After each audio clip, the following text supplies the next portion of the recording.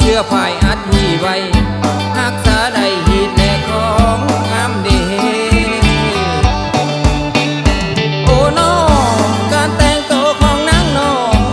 สุภาพที่เบิ่งบ่เปิดผู้หักษาทิ้งกำเนิด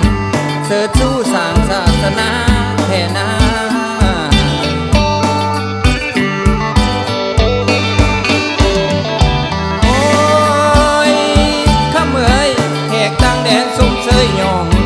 ว่าสาวเล่าหนึ่งสินลาผู้ผิดหวังสิ่งห่วงห้ามน้ำห้อยสร้างแต่สิ่งดีโอ้น้องบ่ให้มีแนวแปลวในเรือนสามน้ำสี่สามัคคีต้อนรับแขกแจกห้อยยิ้มอยู่บ่เศร้าคำ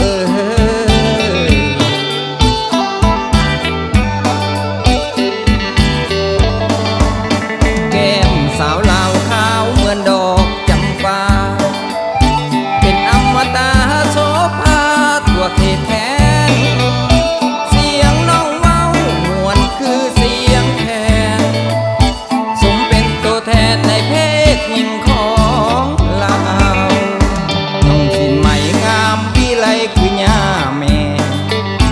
มางามแท้ตอนน้องฟ้อนลำวงสลบงามสูงส่งพาใจพะวงต่อน้องฟ้อนแบบลาวโอ้ยเด้น้องเห็นแล้วใจมันห่าวสาวเล่างามเกินสุนเทียบสาวเล่างามแบบเรียบงามเรียบห้อยคักแท่น้องยิ่งเล่า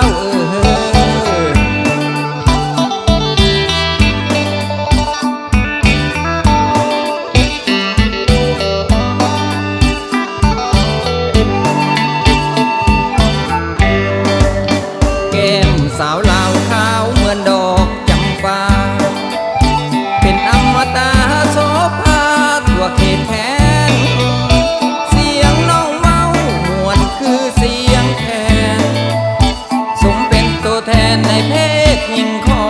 งลาวน้องสินไหมงามวิไลคือย่าแม่มางามแท้ตอนน้องฟ้อนลำวง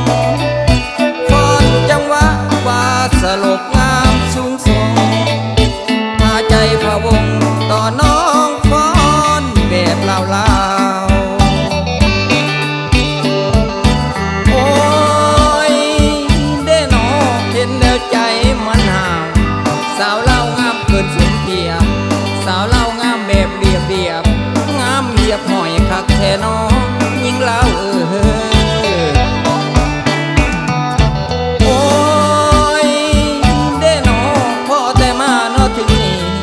มาใส่ศิลาก่อนขอให้พวกเด้อพี่น้องรักษาไว้หีดและของ